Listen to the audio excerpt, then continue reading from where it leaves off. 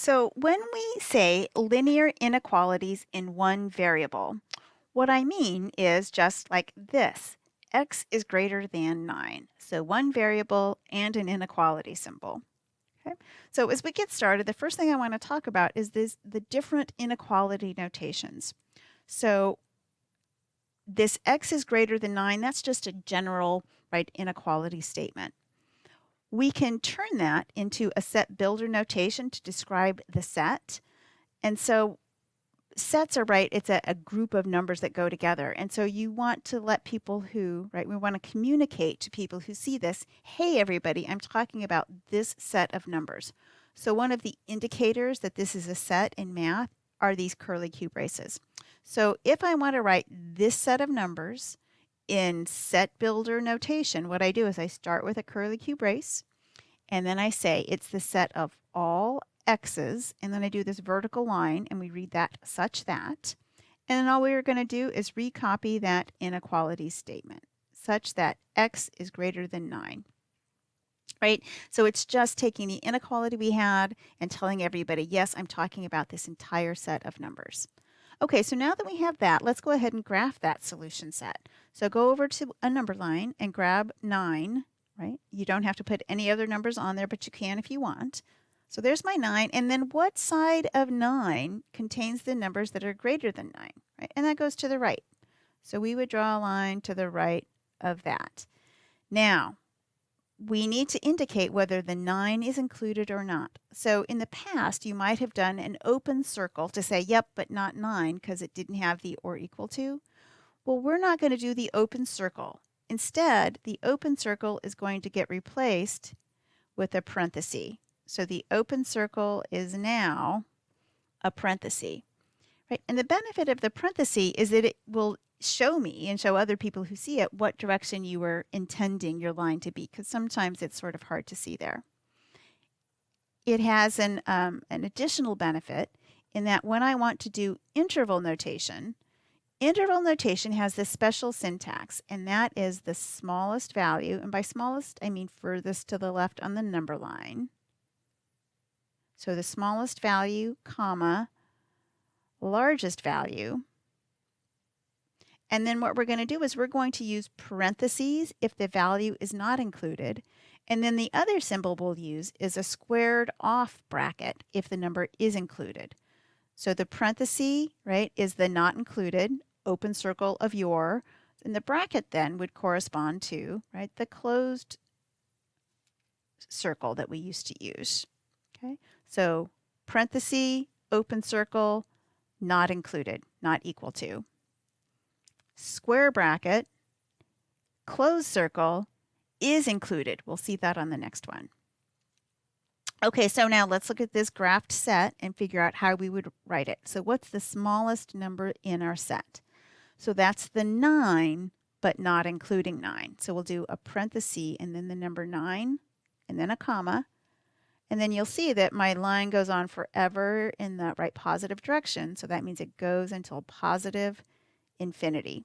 So infinities are always going to get a parenthesis whether they're on the left or the right. Okay, so let's do the next one. So x is less than or equal to 4. So set builder, again, right, we just take that inequality and we slap some pretty on it. So set of all x's such that, I'm saying such that, x is less than or equal to 4. Stick the 4 in there. Okay, and then the graph, go ahead and grab 4. And then I want the x's that are less than that. So less than that means we go to the left. So we're going to go to the left. And we want to include 4 and tell everybody. So we're going to do that square bracket, and we're going to point the tabs in the direction, right, that our set goes.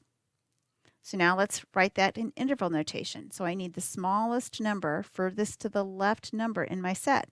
Well, it goes forever to the left. So the number that's forever to the left is negative infinity, comma.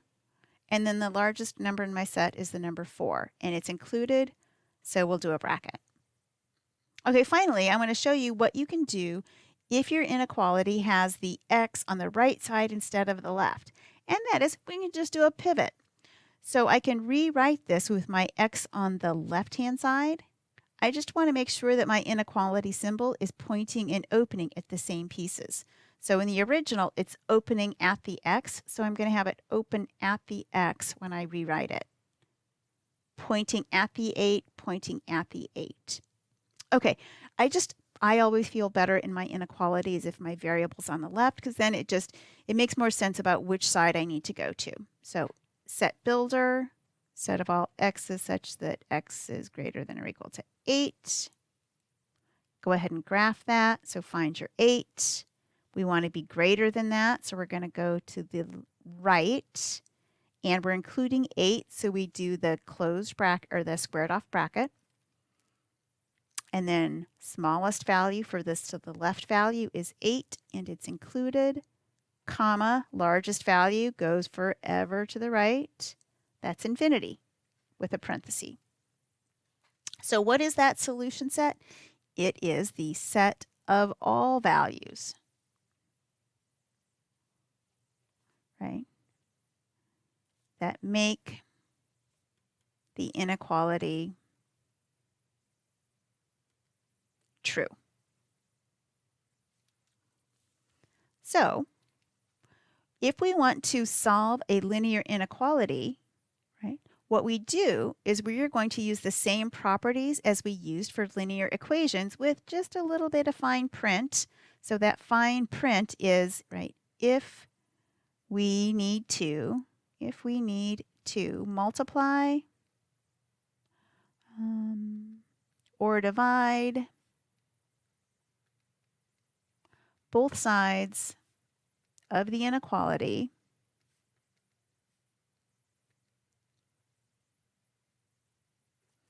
by a negative number. So in our strategy to isolate the variable, if in that process we multiply or divide both sides of the inequality by a negative number, we need to flip the direction of the inequality. Don't worry, we'll get a chance to practice in our examples. Okay, so let's go ahead. So my first one, 2x plus 3 is less than 15. So what are we going to do? So we want to isolate the x term first. So whatever we do to one side, we do to the other, just like with equations. So we're going to subtract 3 from both sides. So now I have 2x is less than 12. And so now to get rid of the 2, since it's attached with multiplication, we would get rid of it by dividing. So divide both sides by 2. Same thing to both sides, an equivalent expression. So we need the x's that are less than 6. Okay, and then I say up here, write the solution set, that's these guys, in interval notation. So I want the x's less than 6. So that's going to look like this form with the negative infinity and the 4 up here. So we're going to start at negative infinity, go up till 6, but not including because my inequality doesn't have the equal sign on it. I usually will actually do a graph before I go to my inequality line, but I didn't leave myself a ton of room here. Okay, let's go to my next one. 7x plus 1 is greater than or equal to x minus 10. So let's get all of our x's together. So we're going to start by subtracting x from both sides. Get your x terms together. So 6x. Let's see, I'm going to go ahead and subtract 1 from both sides as well. So I have, these guys go away. So 6x is greater than or equal to, my x's went away, negative 11. Okay, so my next step, I'm going to divide both sides by 6. Now, this is not the fine print, right? Because I'm dividing by a positive 6. So even though the right side is negative, the thing I'm dividing by is positive. So that's not flipping. So the x's I want are the x's that are greater than or equal to negative 11 sixths. So what does that look like? So quick little graph, right? You have your point of interest. We want to be bigger and including. So now to go to interval notation, for this to the left number, negative 11 sixths, go forever to positive infinity with a parenthesis, include the negative 11 sixths. Okay, so interval notation, right, it's a very concise way to write this entire set of numbers. What you should think about is as long as you pick a number that's in this set or in this part of your graph, any number that's over there, if you plug it into that original inequality, you're going to get a true statement where the left side is bigger than or equal to the right. Okay, here we go. We're going to practice the fine print now. Negative 5x plus 1 is greater than 8. So start by subtracting the 1 from both sides. So negative 5x is greater than 7. And then, right, now to get the x by itself, I need to divide, because that's a multiplication going on. I need to divide by negative 5, both sides. When I do that, I'm going to do all my sign work, right? So the negative, negative, positive, so x. But now the inequality, instead of being a greater than, it's going to be a less than. And then I have my negative fraction now on the right. So I need the x's that are less than negative 7/5. Okay, so that would be, I'll stick my answer up here, negative infinity to negative 7/5, parenthesis. Okay, last one. This is a double inequality. So what you want to do is now instead of to both sides, you're going to do it to all three sides. So the first thing, right, here's my x. So the first thing I need to do is to move the 9. So I'm going to subtract 9 from all three places. You have to do it everywhere. Okay. So now what I get is negative 7 is less than 7x is less than or equal to 6. And then, right, so I have 7 times x, right, is between these guys. So it's greater than negative 7 and less than or equal to 6. So I want to get rid of the 7 in there. That's multiplication, so we get rid of it by dividing all three places. So I need the x that's less than or equal to 6/7, but also greater than negative 1. So I'm going to go ahead and hop up here on a number line. What that looks like is you stick the negative 1 there, you put your 6/7, and then I want to be greater than, right? So you can kind of cover up that part. So I need the x's that are greater than negative 1. So that's negative 1 and bigger, but also less than or equal to 6/7. So I go to the 6/7 and I put the bracket on it. Cool. Well, if you do the graph, especially for the double inequalities, it just falls right down to the interval notation. So it's parenthesis negative 1, furthest to the left number, comma, 6/7, furthest to the right number with the bracket. Okay, so just to fit in one more thing in this set, and that is about set operators. So a set, right, is a collection of numbers or letters. The set operators that we're going to talk about, so the U stands for union. And union means it's in either set. So the word that goes with union is or. Okay. And then the other one, the one that looks like a train tunnel, a tunnel, is intersection.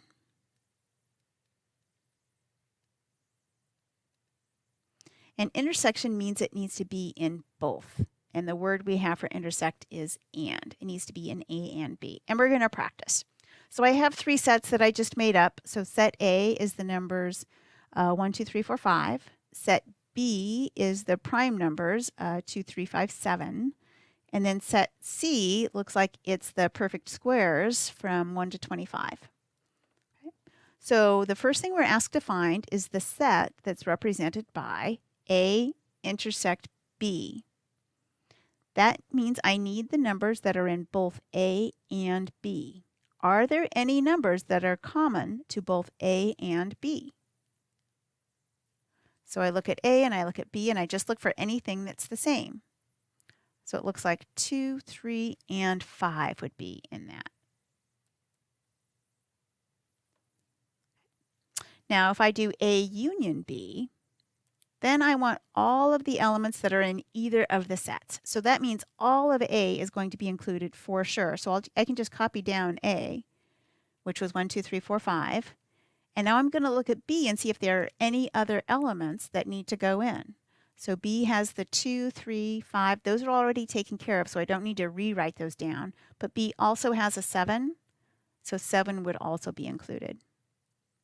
Okay. Do you want to pause and try the next two?